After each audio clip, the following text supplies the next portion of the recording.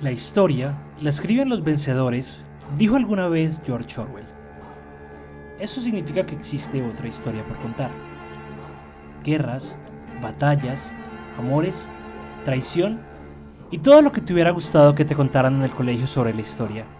La verdadera historia del mundo. Esto es Historia Histérica.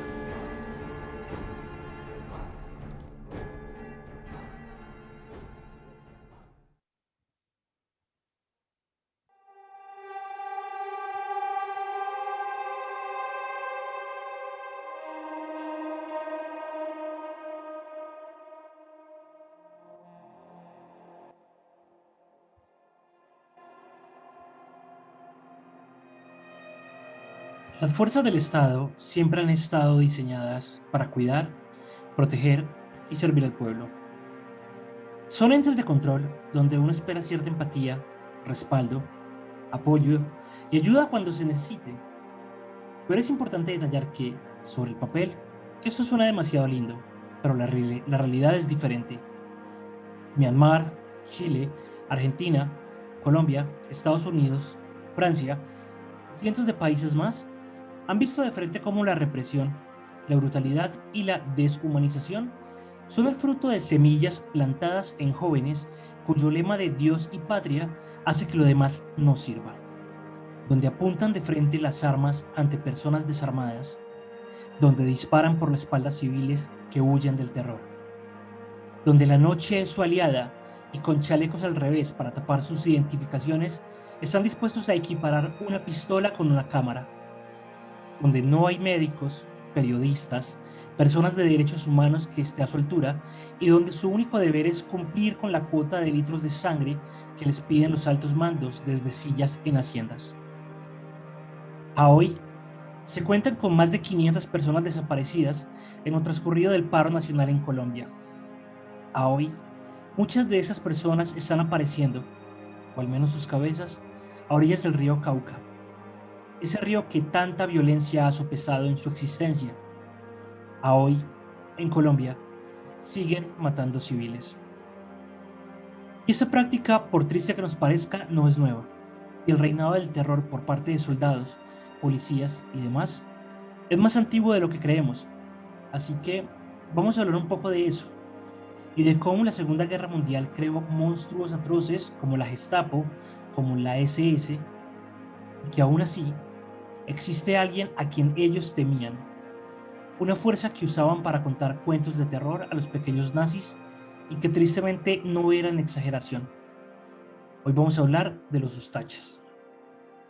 Vamos a tratar de abarcar la información de manera previa al conflicto de la Segunda Guerra Mundial, ya que allí se da su origen, pero digamos que nos vamos a enfocar mucho más en lo que pasó durante la Segunda Guerra Mundial, que fue el momento donde se fomentó el reinado de terror de estas personas, si es que las podemos llamar así. Primero, definamos quiénes eran los ustachas o qué era en sí esto. Pues básicamente los ustachas eran una organización terrorista basada en el racismo religioso nacionalista croata, aliado al nazismo, y fue formada en 1929 por Ante Pavelic. Se fundó después del asesinato del líder croata Stjepan Radic en el Parlamento de Belgrado y comenzó a actuar oficialmente en 1930 como un grupo nacionalista radical dedicado a la consecución de la independencia de los territorios de población o historia croatas, con el fin de la que consideraban era una opresión serbia en Yugoslavia. Estamos hablando de todo lo que pasó antes de que Croacia se llamara Croacia. Recuerden que durante la Segunda Guerra Mundial se hablaba era de Yugoslavia. Digamos que a diferencia de la principal fuerza política del momento entre la población croata, que se llamaba el Partido Campesino Croata, los ustachas aceptaban el uso de la violencia para lograr sus fines políticos y el respaldo de naciones extranjeras. Es decir, a esta gente no le importaba matar, no le importaba asesinar, violar, robar, torturar, con el fin de obtener lo que ellos buscaban, algo así muy parecido a aquel sabio refrán que nos dice, el fin justifica los medios. Durante la Segunda Guerra Mundial y tras la invasión nazi del Reino de Yugoslavia, los Ustashas, alguien dice que se dice Ustashas, alguien dice que se dice Ustashias, alguien dice que se dice Ustachas. Por temas de comprensión, para mí es más fácil leerlo como Ustachas, entonces creo que es una forma válida totalmente de decirlo. Ellos gobernaron de forma autoritaria el Estado independiente de Croacia, una nueva nación que ellos se inventaron y que básicamente era un títere del Tercer Reich, y sus objetivos se vieron cumplidos tras la muerte de Tito, que era uno de los líderes del partido, y esto generó un incremento de su violencia terrorista y fue una de las últimas de las múltiples causas que provocaron el odio entre las diferentes comunidades de Yugoslavia. El fin de los Ustashas como movimiento fue después de la Segunda Guerra Mundial, pero pasa algo, y es que más o menos a finales de los años 80 también se da un resurgimiento de grupos paramilitares dentro de Yugoslavia que se hacían llamar a sí mismos Ustashas. Entonces, es un movimiento que, digamos, para las personas de Occidente en general no es como tan usual escucharlos, pero ellos dentro de su historia lo tienen bastante enquistado. Su principal símbolo era una U, y lo utilizaron de esta forma porque podía ser usado fácilmente para rayar las paredes, para hacer propaganda. Entonces, los grafitis llegaban y hacían una U simplemente, y tenían otros símbolos como el damero rojo y blanco, que empezaba con un cuadro blanco, a diferencia del actual escudo de Croacia, que comienza con un cuadro rojo. Los cambios del escudo es como un tablero de ajedrez, con colores, con cuadritos rojos y blancos. Para los Ustashas, el primero era rojo, y para los actuales, perdón, para los Ustashas era blanco, y para la bandera actual comienza con un cuadrito de color rojo. Palabras más, palabras menos, era un partido político fascista con ideas de genocidio. Pero pasaba algo muy particular, y es que aparte de ser un partido político, tenían una milicia, la milicia Ustacha. Y esta fue establecida por Ante Pavelic, un político croata, íntimo amigo de Mussolini, y este Pavelic fue alguien que fundó, instauró las bases sobre qué manejo se le debían dar a los prisioneros dentro de los campos de concentración ustachas, que posteriormente a todo este tema y en pleno apogeo de la Segunda Guerra Mundial, replicaron los campos de concentración judíos que tenían los alemanes. Ellos replicaron ese modelo, pero digamos que potencializaron salvajemente todo el tema de violencia, violación de derechos humanos, eh, asesinatos, homicidios y demás. Hasta cierta parte, digamos que los alemanes tenían, va a sonar feo, pero es así, tenían tecnificado el genocidio. ¿A qué me refiero con tecnificado? Y ojo, no lo estoy alabando, pero ellos tenían ya como una base de producción de cómo matar a las personas. Tenían métodos, tenían cámaras de gases, eran demasiado técnicos al momento de hacer esto. Por su contraparte, los Ustashas eran muy artesanales, y por artesanales me refiero a que les gustaba hacerlo todo a mano. Y por hacerlo todo a mano me refiero a matar gente con cuchillos. Más adelante lo vamos a ver. Como partido político, entonces, los Ustachas estaban creados desde los años 20, pero la milicia Ustacha fue creada en abril de 1941, cuando el mariscal eslavo Kadbernik nombró un mando separado para controlar los diversos grupos armados voluntarios que se habían conformado espontáneamente en el NDH, que es el Estado Independiente de Croacia, por su nombre en croata, Nezavisna Država Hrvatska, creo. Al mismo tiempo que pasaba esto, el ejército yugoslavo se desintegraba por la invasión de las tropas del Eje. El Eje, todo el tema de la Alemania, la expansión alemana durante la Segunda Guerra Mundial, el ejército yugoslavo peleaba contra los alemanes, perdía, y al mismo tiempo nacía estos grupos paramilitares que bajo el mando o bajo el halo de los Ustachas encontraban como cierto sentido de pertenencia. El número de tropas irregulares Ustachas a lo largo del NDH se calculaba entre los 25 y los 30.000 hombres, y tanto las unidades Ustacha regulares como las irregulares pronto participaron en atrocidades contra serbios, judíos, gitanos, cualquier opositor o cualquier cosa que medianamente les sonara a que estaba en contra de los ideales Ustachas del momento.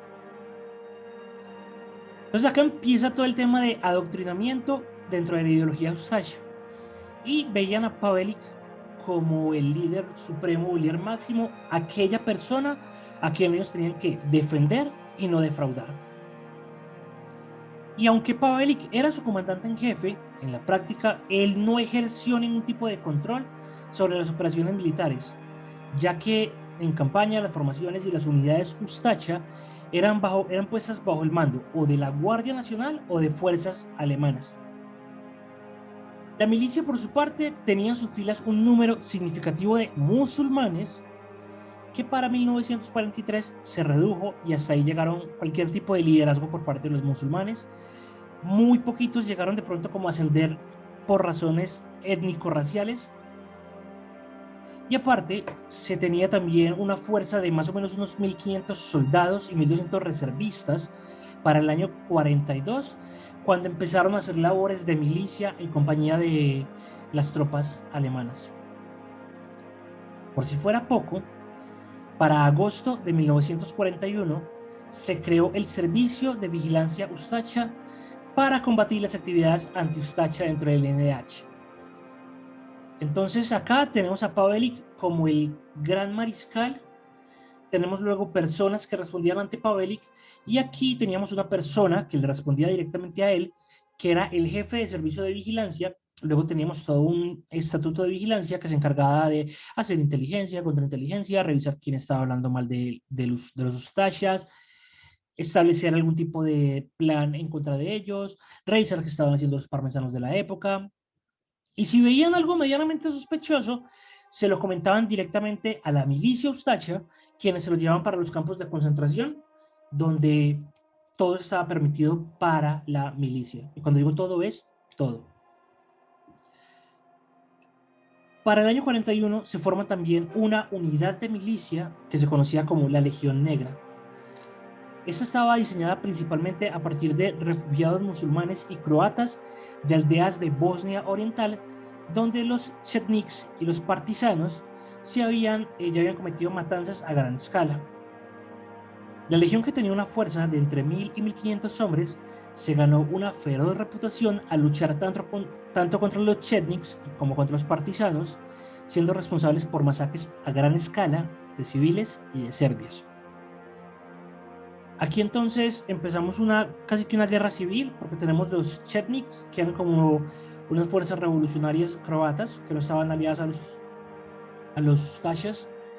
Tenemos los partisanos, que así como estaban en Italia, también estaban por gran parte de Europa, que básicamente eran campesinos. Tenemos esta gente con cierto grado de formación militar, con armamento militar. Claramente era una batalla que iba a ser bastante desigual. Para el año 42 se decretó una ley que organizó a todas las Fuerzas Armadas en la Guardia Nacional, la Fuerza Aérea, la Gendarmería, la milicia Ustacha. Es decir, para este punto, ya la milicia Ustacha hacía parte de las fuerzas estatales de Croacia.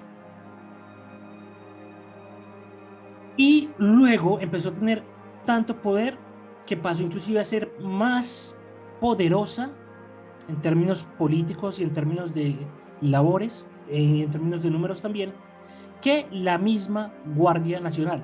Entonces los Ustachas eran personas que tenían a su cargo toda la milicia Ustacha, que ya era para este momento más o menos de unos 7.000 a 8.000 hombres, y al mismo tiempo toda la Guardia Nacional, que era la fuerza pública de Croacia.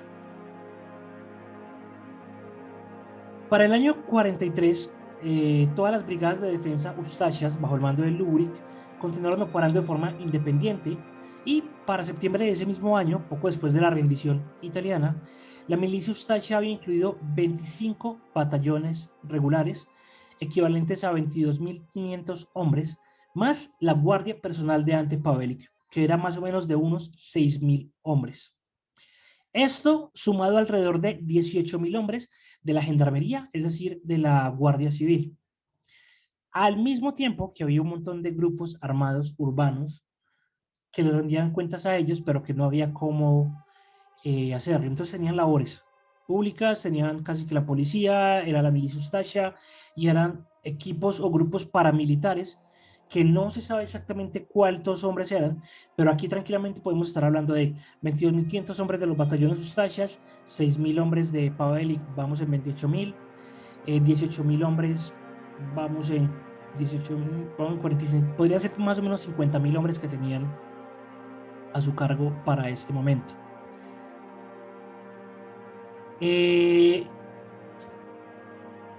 La milicia, perdón, la Guardia Nacional desapareció.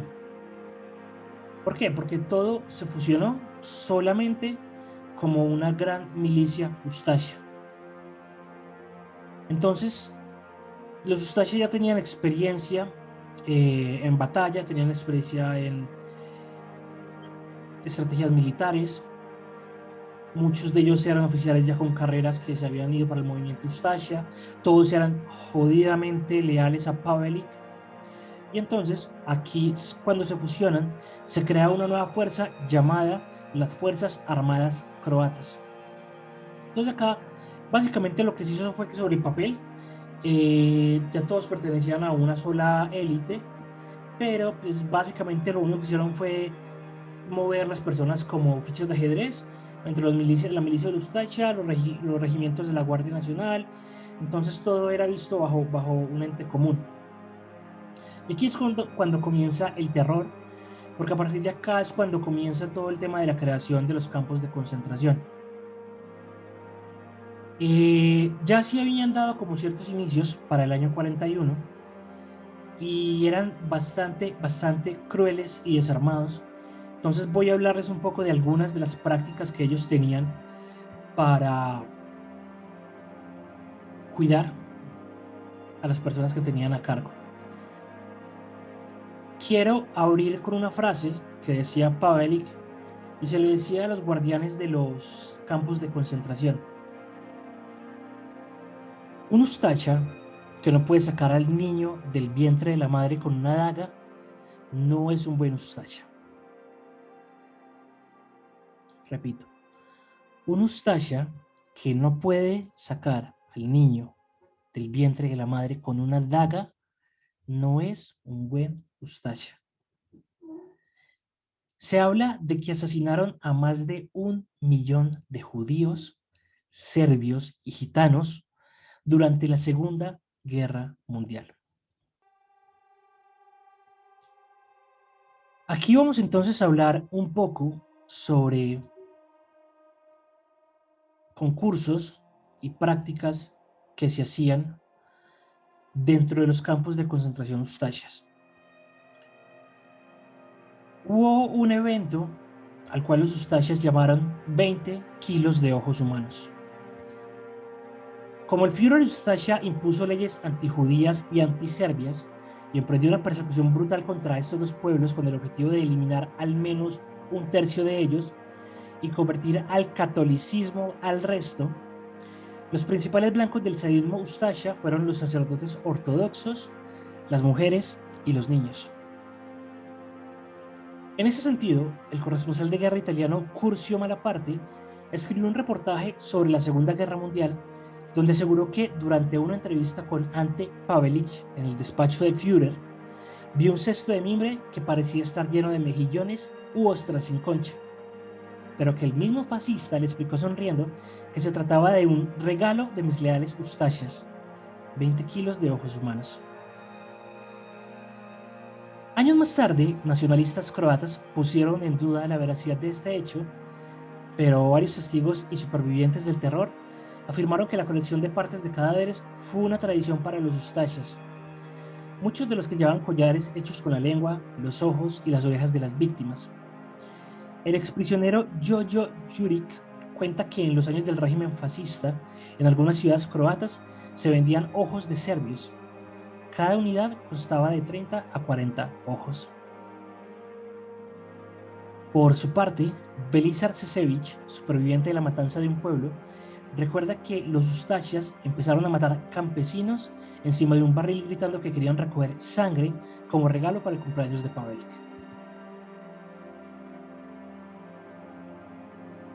Ahora, fuentes históricas aseguran que entre 1941 y 1945 los ustashas construyeron al menos 25 campos de exterminio, algunos de ellos como el de Sisak o el de Yasterbarsko.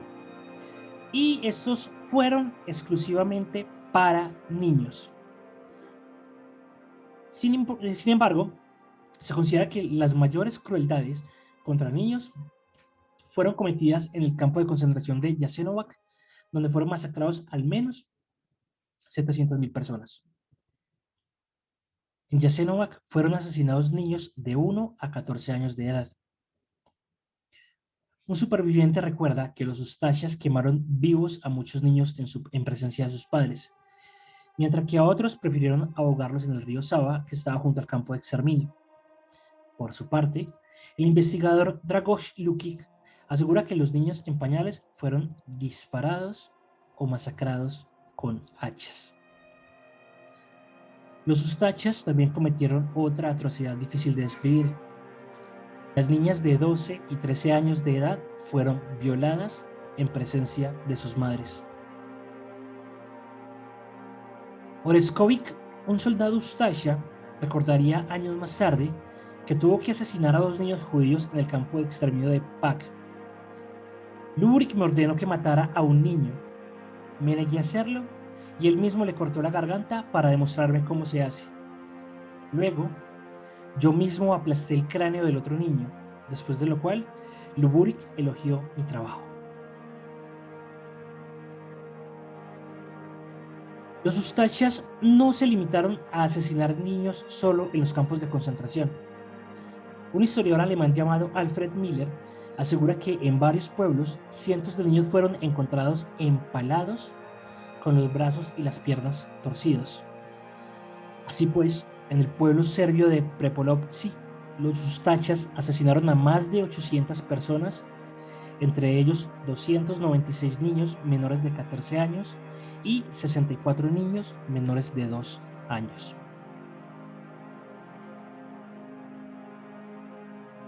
El historiador Karl Jans Geischer describe algunos de los métodos de tortura más empleados por los ustashas en los campos de exterminio y antes de asesinar a los prisioneros les metían agujas debajo de las uñas y ponían sal en las heridas abiertas.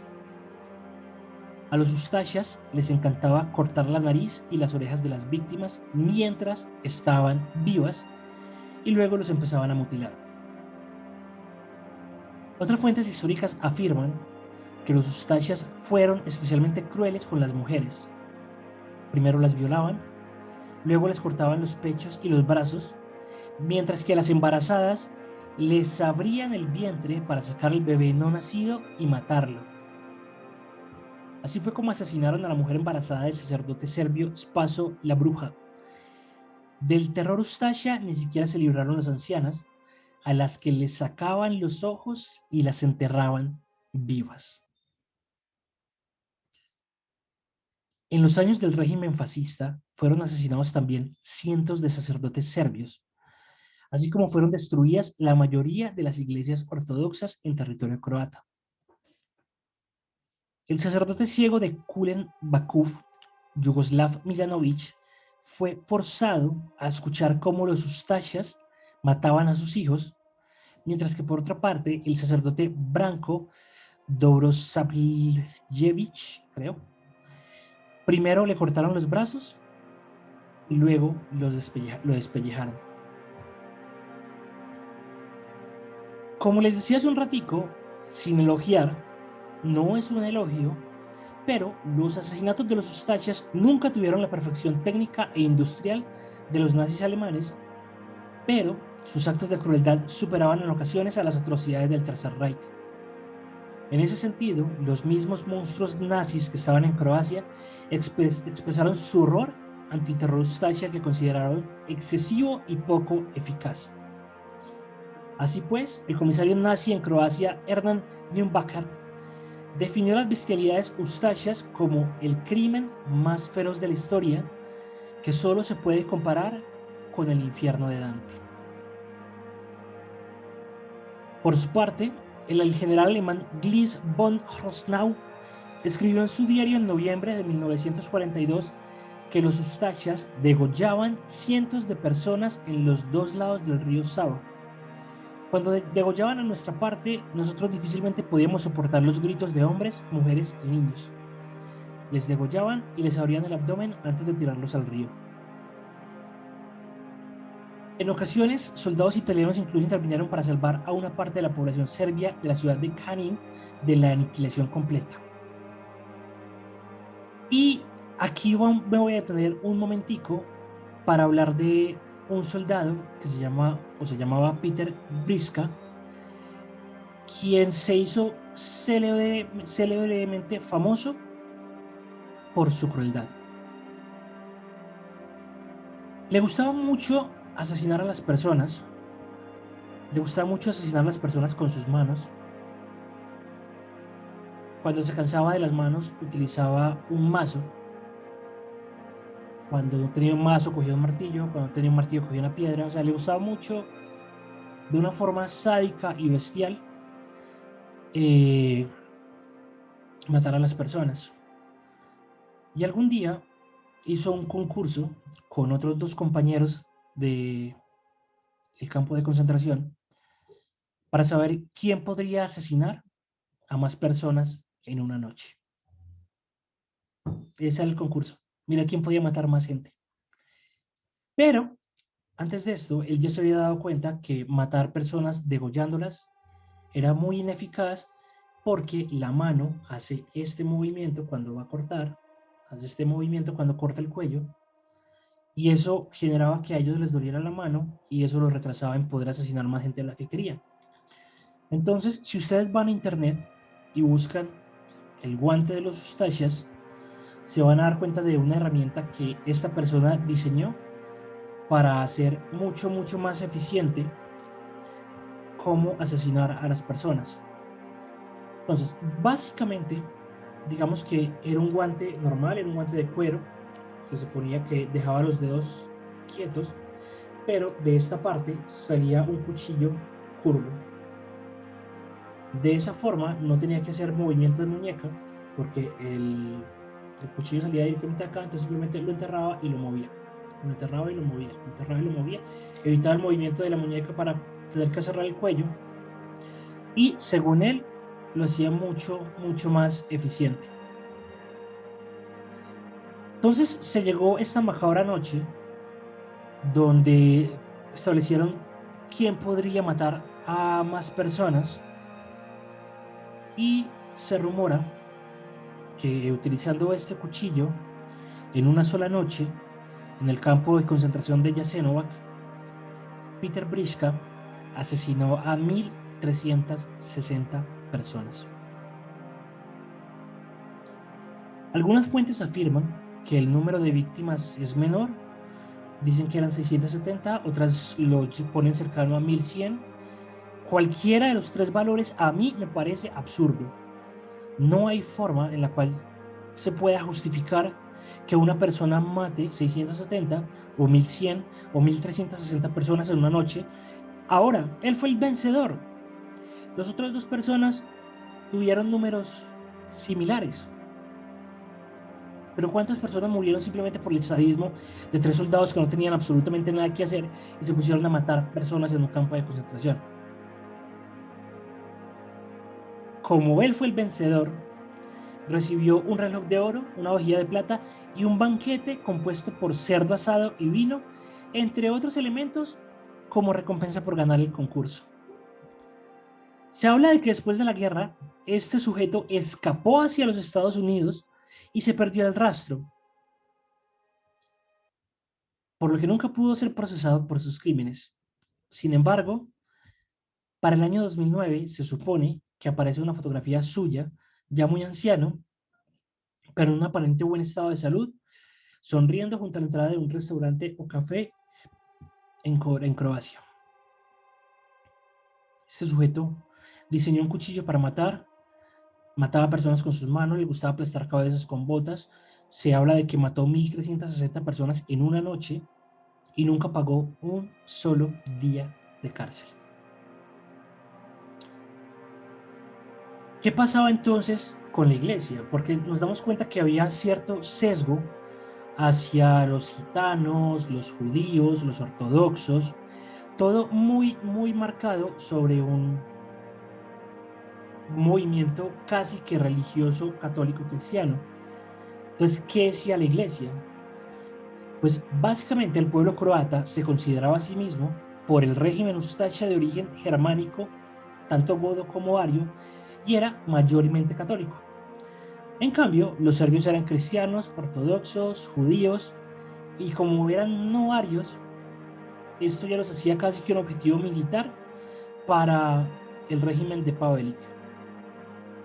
Los musulmanes para esa época no eran considerados como una comunidad separada, sino que algunos se declaraban croatas y otros serbios, pero pues, para la mayoría de las personas radicales no eran algo que estuviera tan alejado del catolicismo según ellos.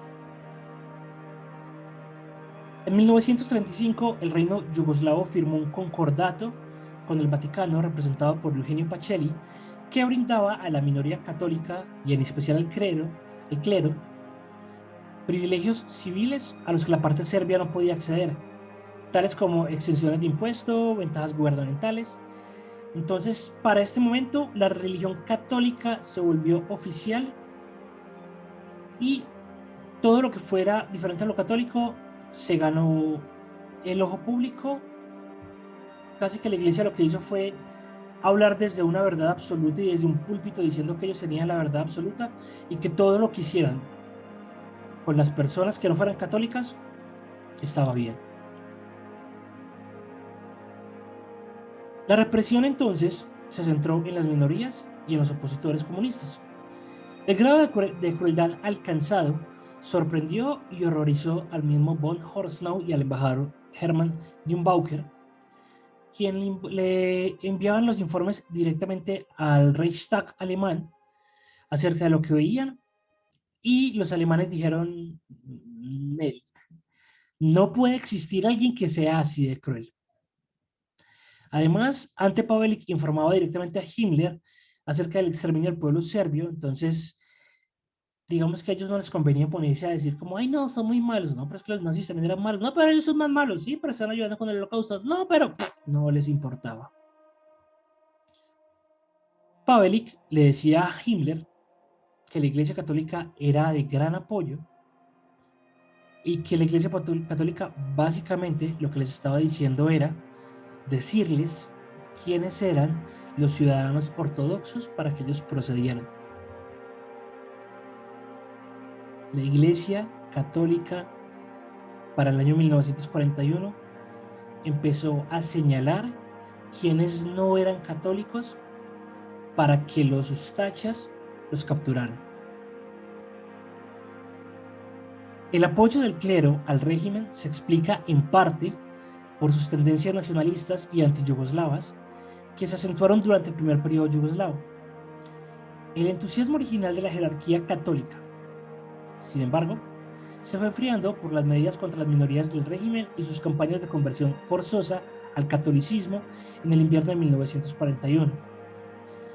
Entonces, se empiezan a señalar los ortodoxos.